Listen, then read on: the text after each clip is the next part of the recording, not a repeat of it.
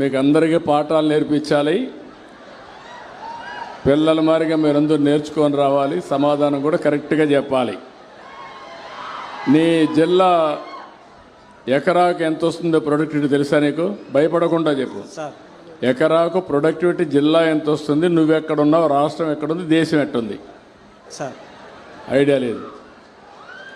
జిల్లా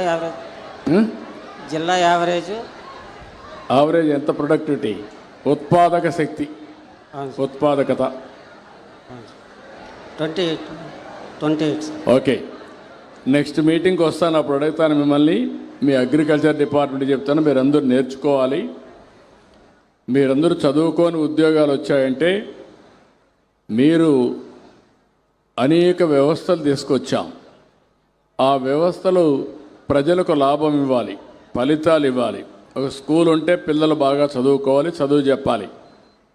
ఈరోజు మనం మీకు జీతాలు ఇచ్చినా, ఈరోజు సంక్షేమం ఇచ్చినా, ఒక రోడ్డు వేసినా ప్రజలు కట్టే పన్నుల ద్వారానే ఇవన్నీ ఇస్తున్నాం.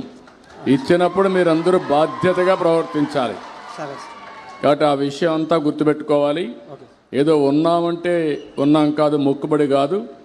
ప్రజలు ఆనందంగా ఉండాలంటే వాళ్ళ ఆదాయం పెరగాలి, మెరుగైన పాలన ఉండాలి. నేను ఒక్కడ పని చేస్తే కాదు, నేను ఒక్కడ కాకుండా మీ అందరి దగ్గర పని చేయిస్తేనే వాళ్ళకు లాభం వస్తుంది. ఆ కార్యక్రమం జరగాల్సిన అవసరం ఉంది, దానికి శ్రీకారం చుడతాం.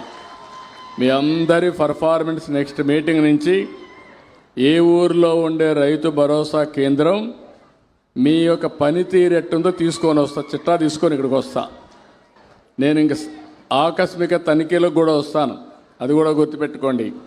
ఎవరైనా సరిగా పని చేయకపోతే ఆ గ్రామానికే వస్తా, అక్కడే ప్రజల ముందర మిమ్మల్ని అడుగుతా, మీ దగ్గర సమాధానం చెప్పిస్తా, పని చేయిస్తా.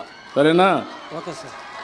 కాబట్టి అందరూ సెక్రటరీ, మన గ్రామ సచివాలయం సెక్రటరియట్ కానీ, మీరు కానీ, పంచాయతీ కానీ, మండలం కానీ, అదే తమ్ముడు మొన్నటి వరకు విధ్వంసం అయింది, ఇప్పుడిప్పుడే మొత్తం మళ్ళా మెరుగు చేస్తున్నా. టైం పడుతుంది కదా, పై నుంచి కింది వరకు అందరూ మారాలి కదా. మారాలంటే ఒకప్పుడు ఏమీ చేయని వాళ్ళు ఇప్పుడిప్పుడు కదులుతున్నారు.